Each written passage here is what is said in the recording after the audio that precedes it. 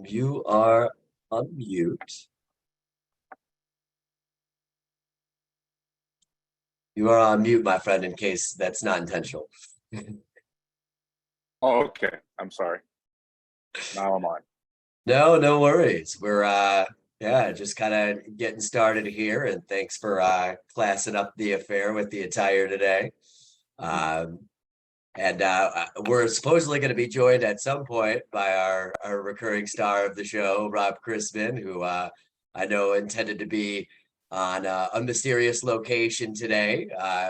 We'll leave the intrigue out there to see if he can figure out some of the internet issues that kind of facing getting in the meantime. But Jim, where's your mysterious location today? Well, today I left the country. I'm in I'm in Canada. I'm in Vancouver right now. Beautiful Vancouver. Is it summertime there yet?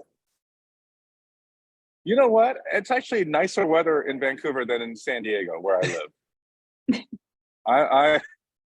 I pay the sunshine tax, and it has not been sunny or warm this whole year. So you need to get a refund on that. That's the whole point of being in San Diego is perfect weather year round. Yeah. Tony wants me to sing "Oh Canada." You know the words? Which is not going to happen. But so we'll encourage the attendees. Maybe if we get enough feedback for Jim's version of "Oh Canada," he'll change his mind if you can lean on him. Yeah, I did. You know what? As you know, I don't own a suit. I rarely want to wear a suit, but I did it today because of Melisa. Because it's her second day on the job. Jim is the king of California casual, as we like to refer to it. So I'll tell you what, on that note, while we wait for Mr. Chrisman to grace us with his presence, want to welcome everybody into a special beginning June edition of the Rundown. And you see a fresh but familiar face on the line here too. So kick off today's episode with a very exciting announcement. I'm going to turn it over to our founder and interim CEO, Jim Park, to do the honors. Well, Tom, thank you for that. And interim is the operative word because I get to let it go. And but let me first say this to our TMC family. Thank you for your continued support throughout the process. As you know, we've been I've been sort of the temporary head for the past 3 months, but this is an organization really has been built by people like Tom, Tony, Faith, all the other amazing individuals that have made this organization possible. And they have really led this organization without any glitch, without any pause. And we continue to support our lender members super well, and all our preferred partners that support us, participate with us, have been amazing as well. So Tom, you've been terrific being the face of the organization with this rundown and with Rob. But I can't really thank all of you, really the TMC team members, enough for what you've done to carry the mission and the purpose of the organization forward. So don't cry, Tom. You can still show up anytime you want. But and Ron Burgundy can show up whenever he wants to show up. Okay. We said Chrisman is either on Rob Chrisman or Burgundy. Rob, are you either in a car or flying or on a submarine? We can't hear you. We can't hear you. That's right. We might have to mime through our thing. By the way, there you are. There he is. Can you hear me? You cannot. I can hear you. I'm sorry. Okay. That's okay. I'm going to do a quick intro of Melisa. We're just going through how amazing you are, principally, but I wanted to transition to the individual of the day, or maybe the month. Melisa, you get the whole month. Oh, Um, wow. I am so I I'm so excited and thrilled to have Melissa join as our president and COO of TMC. Melissa's been part of the TMC lender board for a while now. She got to see the inner workings of the organization, and she still took the job, which is shocking. But Melissa, along with we have a number of other amazing lender board members that help guide this organization, provide a sounding board for what we need to do, and make sure that we don't stray from what we're set up to do as an organization, which is to support the lender community, our members, but also the partners that are an important ecosystem within this organization. So thank you for your service. But now she's taking on not just a person who provides free advice, but someone who's going to lead this organization. Melissa has an amazing history and story from, really coming out of college and supporting her parents in the business. She's really, to say that she's grown up in this business would be a perfect statement. You've really grown up in it. And we really, I think at the end of the day, what we wanted to do was to make sure that TMC was led by someone who understood the business and who understood what our lender members were going through and our partners were going through every day. And so I can't think of anyone better to lead this organization, and I'm really thrilled. She signed the contract, employment contract, a few days ago, so she can't go back on us yet. So I think we have you for a while, and we thank you for that. But one of the things that you have is lucky. A lot of times you come in to an organization like this, and sometimes it's a big mess, and you have to clean things up. Luckily, you have some amazing people in the organization that have carried out the role, their job so well. And so, yeah, I do want to thank all of them first, but we're looking forward to your leadership. You're going to definitely put a stamp on this organization and reshape it to your image. And so we're excited about that as well. And you get to chat with Mr. Chrisman more often, which will be great. Anyway, I'm excited. And with that, Melissa, I don't know if you maybe a few words, and Rob, you can, and Tom, you guys can take it from here.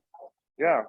Well, thank you, Jim. I appreciate you coming on to do that formal announcement outside of the country today. And I'm curious what country Rob may be joining us from as well. But if there's something you'd like to grace us with, Melissa, please. Well, I'm just, thank you, Jim, so much for the introduction. I'm very excited to be here and look forward to working with the team to continue to add value to our members, and it's exciting. Can you guys hear me okay? Yep. Yeah. I must admit, Jim, I've never heard 3 or more amazing in one introductory speech. So That's a Melissa, lot of pressure. That's Well, a lot of I am amazed. It's amazing. It is amazing. I call you, five, but Rob, you only get one. You only get one amazing. Melissa gets 3. So I'm just saying. Yeah, I'll take a half of them amazing, but welcome, Melissa. Yeah, and I apologize for the internet snafu. I was actually, because today is such a many schools, this is their last day of school, and so I was over at a nearby school where 2 things happened. It was a great backdrop. First of all, they filmed part of The Godfather at this school, and I was trying to get the internet there. And then also, for Robin Williams fans out there, the movie Jack, there was a Victorian house in the movie Jack, and I was in front of that house next to the school, next to Ross School. But the internet was malfunctioning, so I had to drive to where the internet works. So the wonderful backdrop, Melissa, you probably, I try to vary my background, but you'll have to do with the back of a car here. So I apologize. That's fantastic. We'll take your commentary and expertise from anywhere. I was going to you ask go. you, Rob, did they, was your purpose at the school? Did you have to give a fifth grade level version of your commentary today, or tell them My why they need to be more commentary, mortgage my bankers? commentary is fifth grade level, Oh, Tom. stop. Because Oh. that's where I maxed out my writing skills. But fortunately, I was on the curb. It wasn't like I had to like climb over a wall or a fence or anything. To I wasn't some kind of flasher. You know, they weren't calling security on me or anything. There That's wasn't great. any Don't be the creepy paperwork guy you around had the school. to show to allow your presence? No. I was going to say they weren't calling security on me this time. Anyway, go on. Go on Well, with the thank show. you for still being able to join us. It's, we all live in a world of internet challenges, Zoom calls, remote. So very endearing to still have you with us here, even without the Jack or Goodfella or Godfather backdrop here. But for another episode, maybe. The as I'll just wrap that up because it is interesting to me. So the scene in The Godfather that they filmed there was Michael Corleone goes off to Italy and then comes back, and he's after Diane Keaton, and Diane Keaton is teaching at a school, and he's in a car, and he sees her, and I think she's leading a classroom full of kids across the street at the school. That's the scene in The Godfather that they filmed there. Anyway, So all right, homework enough. assignment That for has the nothing to do audience. with That's a mortgages. rewatchable. But you're right. On that Hey, note, hey, as long as it's not the cutting of the horse head scene, we're good. No, That's no. okay. welcome to the All right. rundown, Keaton on the everyone. street. We've got derailed before we even get started on this Friday today. But for those just joining in, big news of the show, we've welcomed in Melisa Langdale as our new president and COO just this week here, and excited to have her on such short notice come and join the rundown here. And Melisa, I am sure, like all of us on this line, you probably spent your childhood pining over how you'd make your way into the mortgage industry. But if you'd indulge us with that, tell us a little bit how you got into mortgage in the first place. It's a great story. It's a story. So I had my parents were actually in the industry, and so I had the privilege of learning from some of the best, like Scotsman Guide top 1% type of originators. They were brilliant mortgage professionals. But I've literally been around mortgage my entire life. So Jim's comment earlier about kind of growing up in it, I consider myself a lifer. And literally and I think middle school, high school, I used to show up at my mom's office after school and like copy loan documents for them. This is before, faxes and before, digitally being able to send files anywhere. And so I've been kind of in and around the industry for a long time. But I did not want to go into the mortgage industry because I had seen all the craziness. And so my degree is actually in health administration.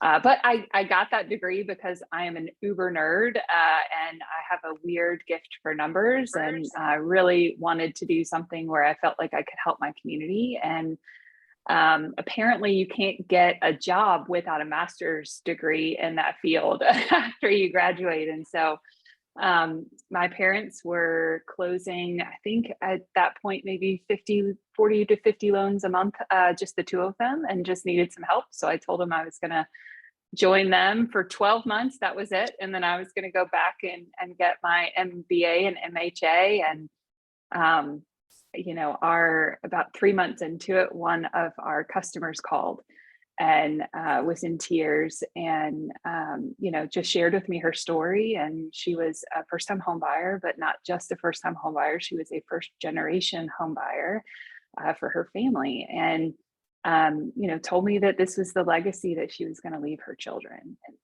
I can vividly remember coming to my parents that day and saying, that's it.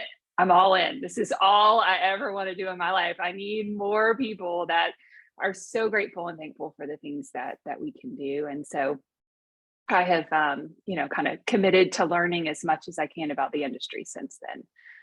Have been in sales and operations, over the years. And gosh, in 2018, launched a mortgage brand for Right By You Mortgage. Chris, I saw you on there. I'm so glad you're here today. And had an opportunity to work with some incredible people there. And that's how I got introduced to TMC as well. So. Well, thank you, Excited to Melissa. be I here. love the story. I wanted to hear you share it. Especially in this climate where our industry has largely been beaten up over the last year. It's always nice to hear is Paul Campbell, Paul Wells shared a similar story when he co-hosted with us last week. And it's always nice to take it back to kind of the mission statement as to, what we're all out here to attain in serving the mortgage industry. And that's allowing Americans to achieve the dream of home ownership and not losing sight of that mission even in tougher times too. So Thank you for sharing, and so excited to have you in. And the other question I'm gonna have, because I'm sure Rob's probably got some lined up for you too, but what excites you most about coming in and kind of taking in the leadership reins here at the Mortgage Lab? For anybody that's been in this industry for any length of time, there's a constant level of change in it, right? We're constantly, I think this industry has perfected the art of pivoting over the years. And so, I think we're at a precipice of that right now. We have a lot of change happening in the industry, whether it be just kind of response to market conditions today, or trying to be a part of intentionally designing technology to really meet consumer demands today. And so, lenders are kind of struggling with navigating both of those things, and especially technology, changing as fast as it is with generative AI and chat GPT and all of those sort of things. An organization like TMC, I told you I joined as I was kind of launching Right By You Mortgage, and the value that you can get by having so many people around the table with you collaborating on different ideas and new and innovative approaches, you can change so fast. And it's really going to be a lot of fun to navigate not only the changes ahead of us today, but also the continued changes that our industry will see in the future.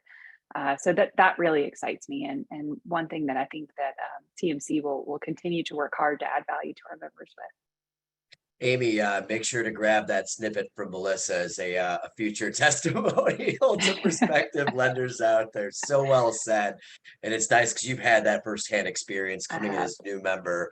Trying to figure out the setup of your operation and having all these great peer insights to glean from. And I'm excited too, because I think you have a unique perspective from your most recent role with Tomo in a mortgage startup, but also with that fintech flavor to it, as well as, a lot of our peers out there try to navigate what these emerging technologies can really do as far as streamlining processes and their operations, and try to get us all back to more consistent profitability right now. So that's right. Excited for you.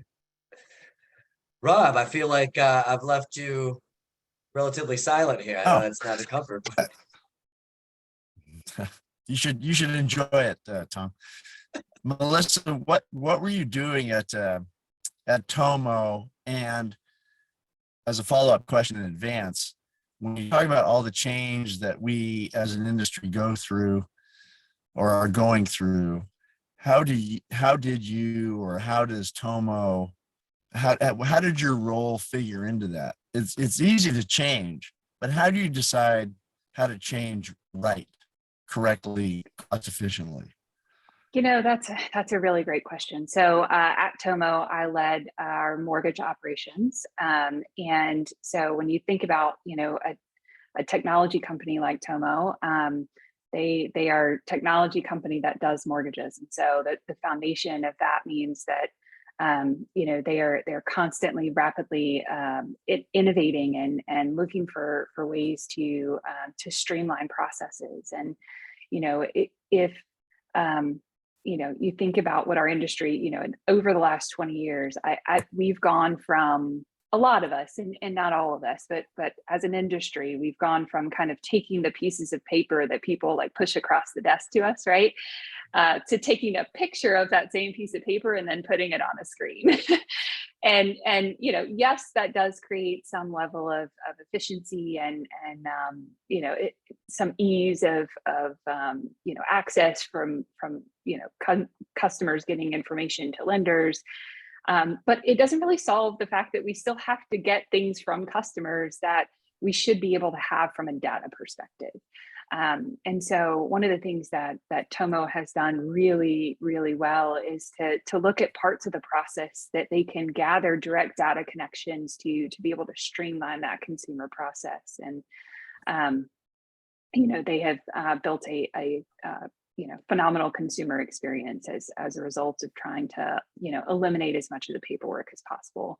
And there's a lot of lenders out there that are doing similar things, and really excited to see our industry continue to shift and change and find those parts of the process that can be either eliminated just by dealing with data, or shifted and adjusted to more task-based workflow systems, which you see a lot of lenders tackling today too, right? If we get a pay stub, for example, we should be able to pay stub and W-2s, for example, we should be able to alert the underwriter to go ahead and underwrite the income instead of, kind of having that baton being passed through the process like we have in so many instances over the years. It Does that answer your really question? amazes, kind of. Okay. It amazes me that, to use Jim's term, it amazes me that I remember Angelo Mazzillo, started and ran Countrywide 20 years ago, was talking about Countrywide's whole goal was to reduce the friction from taking an app to funding the loan. And, that was 20 years ago. That was Countrywide. And yet the cost to originate continues to go up quarter after quarter after quarter, up over $12,000 per loan now. And we have all this wonderful technology, amazing technology that originators can leverage, that underwriters can leverage, that management can leverage. And you would think that we would have reached the point where the cost per loan would start coming down, or we can just wave our palm or fingerprint in front of the camera and that'll underwrite the loan. That's enough information for the company to do whatever. Or when you go to rent a car, you give them a credit card and a driver's license, and you're out the door in 45 seconds. And this still takes 45 days. And I realize I'm simplifying that a lot, and I'm not putting you on the defensive, I hope. But it just seems as an industry we keep talking about this, and yet the cost keeps going up, and we're still talking about it 20 years later, reducing that friction. Yeah. So hats off to you and Tomo and other companies who are trying to do the same thing. It's not easy to do.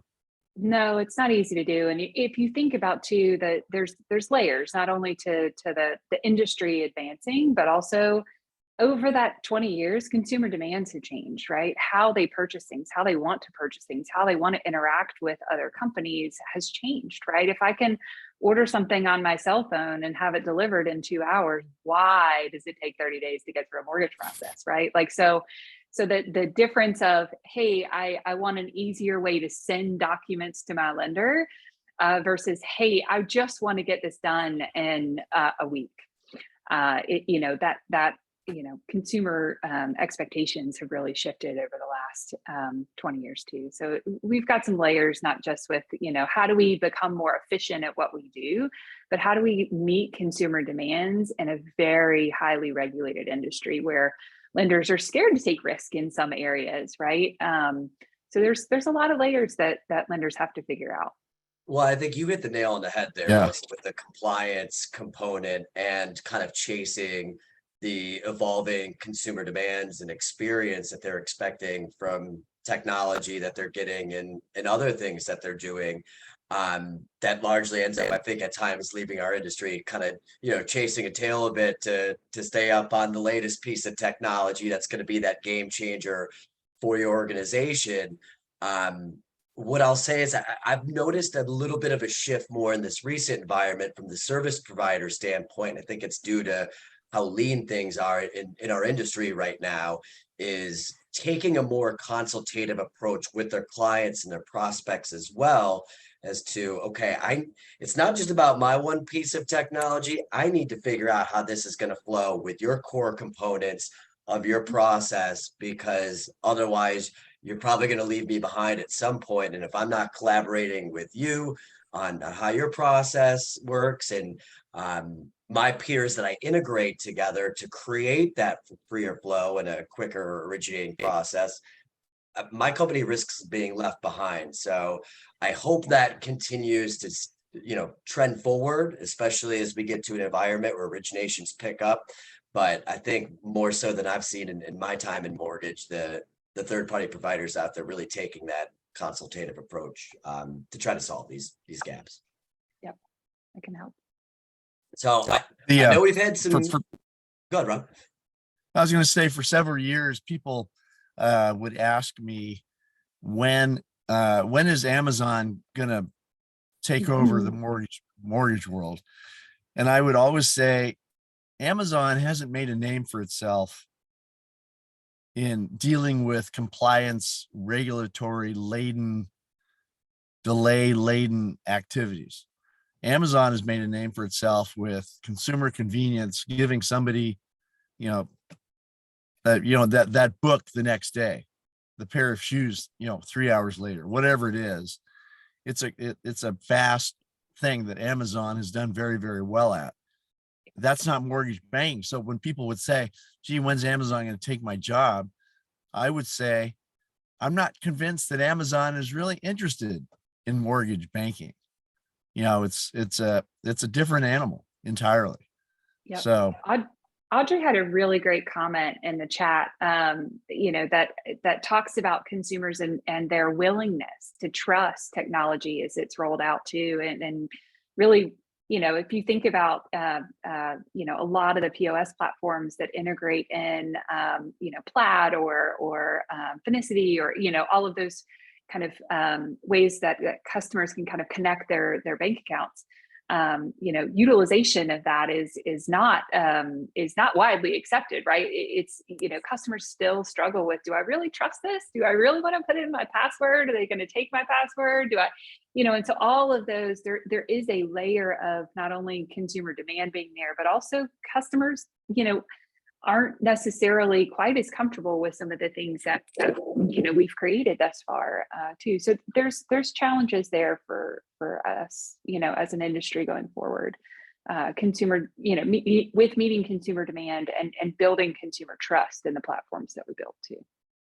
Totally agree. And it may sound hokey, but while, technology is always going to help us enhance this industry, this is still a relationship driven business. Consumers will spend a lot of time in advance doing the research online, and then largely they still want to validate that with a mortgage professional before pulling the trigger or making their final assessment. And that's something I don't think Amazon's positioned to replace, even if they wanted to get in the mortgage game. Fun joke in the chat too from Michael. Melissa, this might be relatable. It says that we joke that we're a compliance company that does mortgages. Sure, never heard that before. That's very, we have to be, right, as an industry. There's a layer to everything that we do that is got some layer of compliance and regulation to it, for sure. No doubt about it. Well, welcome everybody in. Special edition of the Rundown, welcoming in Melisa Langdale, the new president COO of the Mortgage Collaborative, and as always, Rob Christman with his hand raised. So Rob, take it away. Well, I'm not going to tell you. I wanted to ask you or Melissa. I know that the Mortgage Collaborative has a tech fund. We do. When you are looking at tech investments, what criteria, Tom, do you use now, or Melissa? I don't know how involved you've been in that, but how does that work? If you could explain to the participants who are listening in here who aren't aware of it, and we were sitting here talking about technology and so many vendor products, third-party provider products, whatever you want to call it, vendor products that are really neat, for lack of a better term. How how do you determine, how does TMC analyze those? And Melissa, are you in tune with that? And do you see that going forward using those same criteria? I have a high level of what TMC uses to to kind of grade those type of things. I'll let Tom Definitely get pump into my a little way. bit more It's, details. absolutely. Very much involved with the emerging tech fund. It's been around 2 years now, has 7 portfolio investment companies within it. Rob, to answer your question, I think you still start from a basis of, everybody in a venture capital or PE world is searching for that unicorn investment out there to get involved with early enough on that is going to turn into $1 billion company and send everybody retiring for the hills with their golden parachute. But as we think about it direct to the mortgage process, what you're looking at are is the solution, can it be scaled through the mortgage industry? We're very fortunate enough to have a host of limited partners made up largely of lender members and lender member executives within the collaborative that can pick holes through the viability for these companies within the mortgage process where maybe other venture capital firms outside of our industry can't. But from a solution standpoint, it's really looking at what's going to drive the next wave of innovation within our industry that small and large lenders alike are going to have an aptitude to want to adopt. And that could be generative technologies like your favorite AI and Chat GPT. And it can be just the latest and greatest within existing technology infrastructure in our industry. Say it's product and pricing engine or the point of sale side of things. I don't think ideally you want to be on the next wave of technology, but you're always looking at who's really disrupting and creating, efficiency gains that can scale even within the existing verticals. That pun efficiently on your question? No, thank you very much. I appreciate that.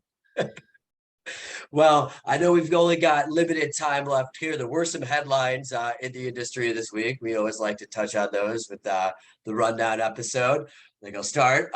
Not surprising to anybody, Congress at the 11th hour, per usual, approved a debt ceiling deal. And I believe President Biden, if he hasn't already, will be signing off on that bill into law today. So it's going to approve debt ceiling. We don't have to talk about this till 2025, which will be nice, get past the next general election. And then the projections are that this is going to reduce the national debt by 1.5 trillion over the next 10 years. And I think as we're going to talk about some other metric headlines, the hope is that maybe this serves as a catalyst to help some short-term reduction in rates out there for people trying to lock in or originators trying to drive business. So also had ADP jobs report, 278,000 job pickup in May, led primarily, not surprising for this time of year, by leisure hospitality, over 200,000 of those gains. Unfortunately, financial services down 35,000, and the trending of pay growth down a full percentage point for the second consecutive month. But I thought more intriguing, Rob, I want your insights too, is seeing the U.S. Bureau of Labor report come out today, kind of trumping the ADP report where non-farm payroll was up 339,000 in May. But then on the negative side, depending on how you look at it, unemployment jumped up 0.3 of a point from 3.4 to 3.7%, largely led by the jump of newly unemployed joining 440,000 up in the month of May too.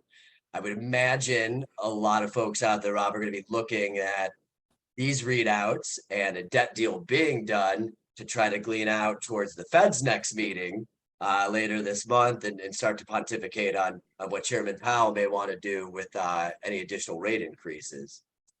Is that the ammo, the gunpowder he needs to jump him up another quarter point? Easily. The data this morning, you could say it was cloudy, this up, that down, this up, that down, that whatever. In general, the numbers came out pretty, more or less as expected. It shows a continued, unemployment is still around 3.5%, or definitely less than 4%. And you can look at the metrics, you look at all the employment data that we've had this week in terms of the weekly jobless claims and the ADP and the Challenger rate Christmas survey and so forth and so on. Overall, the labor market is healthy. And anybody who thinks that we are in a recessionary labor market, I believe is wrong. So labor continues to chug along. Inflation continues to be high relative to most standards. The economy is doing relatively well. The consumer continues to spend, and sure, the consumer is taking their discretionary spending and being discretionary about it. But nonetheless, there aren't a lot of signs right now. The things are slowing down to the point where certainly the Fed would think about lowering rates. I think the Fed will easily have another quarter in them this month, and then probably stop after that. For no other reason than having it be symbolic. The Fed has been behind the 8 ball for long enough that they, I don't think that the Federal Reserve right now is seeing any kind of signs of enough of an economic slowdown or an inflation slowdown to stop doing what they're doing. So yeah, the numbers today, mixed, but overall decent. I don't think enough to dissuade the Fed from going another quarter. Well, I know Melissa and I were talking about that briefly before you joined on here, and she largely aligned with, your past statements on the show too. Just that we keep talking about this recession that's supposedly coming, but the economy is not predicating that either.